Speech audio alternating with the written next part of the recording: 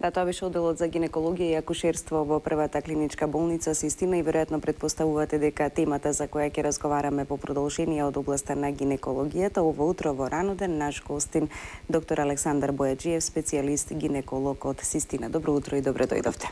Ќе зборуваме ово утро за цисти на јајниците. За почеток, што представуваат и колку се чести? Цистите на јајниците представуваат вреќовидни структури кои што се исполнети најчесто со течност и тие се многу чести, најчести се во репродуктивниот период кај жената и најголем дел од жените во одреден дел од својот живот ќе се сретнат со ваков тип на промени, со одреден тип на цистични промени, така да представуваат доста честа патологија во секојдневната пракса на гинеколозите. Така, велите со одреден тип, значи постојат повеќе типови на цисти на јајници.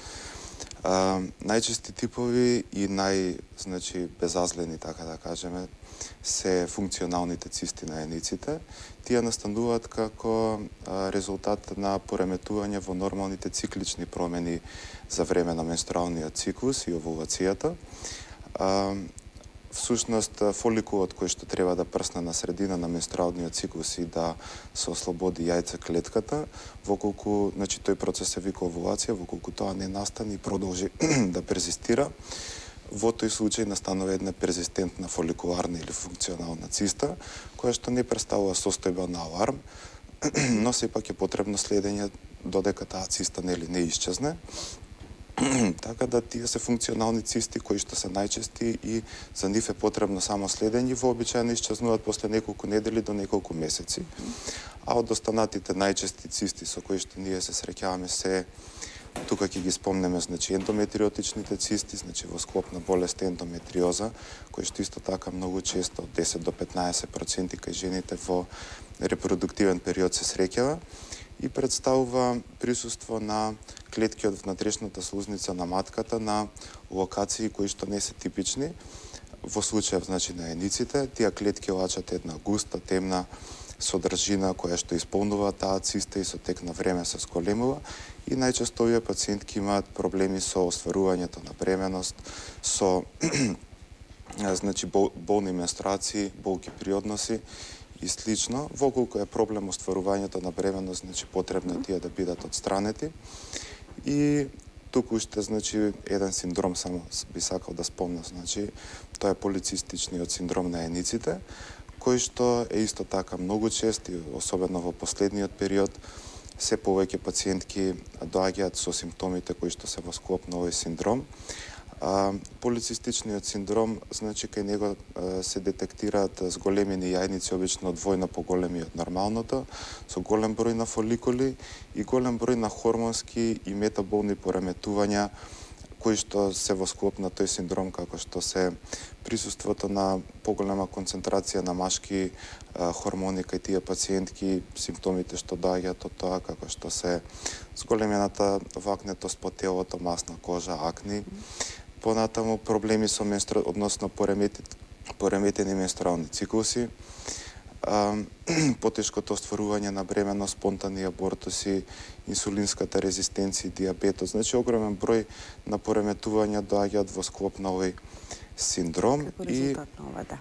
Да, во склоп на тој синдром, исто така исхраната има голема улога, и телесната тежина. Како симптоми при постоењето на цисти на јајници, оно што би не навело дека нешто се случува? Вообичаено, кога имаме цисти на јајниците, нема никакви симптоми. Обично тие се откриваат при рутински гинеколошки преглед, но секако има некои неспецифични... Некаква промена чувствува жената. Некаква промена во смисол неспецифични болки при менструација, одредени оштри тапи болки воколку е поголема циста, би можело и симптоми од околните органи на кои што притиска, воколку е по-голема тежина на самата циста може да го уврти јајникот, да се јави изразито силна болка. Така да, огромен број на симптоми може да постојат, но не е секогаш тоа специфично, бидејќи може да тие постојат и без никаков симптом. Затоа се потребни оние рутински гинеколошки прегледи. Прегледи на кои би се открило, како се диагностицираат? Диагностиката најпрво оди со ултразвучниот гинеколошки преглед. каде што со ултразвукот многу убаво, значи се визуализираат сите гинеколошки органи, матката, јајниците, значи околните структури. Самата циста според тие карактеристики и параметри ултразвучни може да се диагностицира за каков тип на циста станува збор, значи дали се потребни евентуално понатамошни некои исследувања во кои што најчесто се вклучуваат туморските маркери кои што представуваат протеини кои што ги лачи туморот на јајникот и кои што може да ни кажат дали станува збор за малигно, односно опасно заболување или не. Понатаму магнетната резонанца, компјутерската томографија за попрецизна диагностика. Тестот за бременост во колку се сомневаме, значи за бременост што е вон матката, која што исто така може да биде диференцијално диагностички проблем. Така, други болести или заболувања што треба да ги исклучиме при диагностицирање на цисти на јајниците? Па да, тоа значи тука во прв ред е бременоста вон матката, односно екстраутерината бременост. Понатаму цистичните, односно воспалителните тумори, тоа се цисти исполнети со гној, кои што исто така може да постојат во пелвичната, односно во карличната празнина. И израстоци на матката, кои што можат да имитираат цисти на јајниците, како што се миоматозните чворови. Така.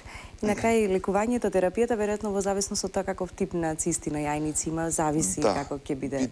Бидејќи оние и најчестите се функционалните цисти, значи најчесто се работи за конзервативен третман, односно за следење, евентуално хормонална терапија, но воколку значи има потреба од оперативен зафат, во нашата болница има најсовремена значи лапароскопска опрема со која што минимално инвазивно, значи без класично отварање на стомакот на пациентката со рез од 5 до 10 мм, значи помалку од 1 см, се влегува во стомачната празнина, со микрокамера се визуализираат значи гинеколошките органи, матката, јајниците, околните структури и со микрохируршки инструменти се отстранува значи цистата и се испраќа за патолошка анализа, што е дефинитивно значи крајна диагноза и со тоа знаеме значи точно за каков тип циста станува збор и дали евентуално е потребно така за да ги исклучиме другите опасности или што треба понатамошно да се прави, и дали е потребна понатамошна евентуална терапија. Така. Но во секој случај како совет и препорака до секоја жена дека редовно треба да се